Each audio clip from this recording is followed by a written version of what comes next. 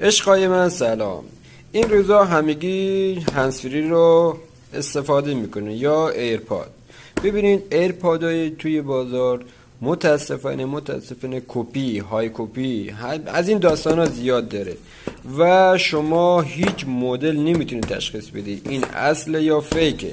نه با این برچسبا، نه با هولوگرام، نه با پرچم، هیچی نمیشه. از یه جایی بخرید که چی داشته باشه، گارانتی داشته باشه و معتبر باشه. گارانتی شرکتی باشه.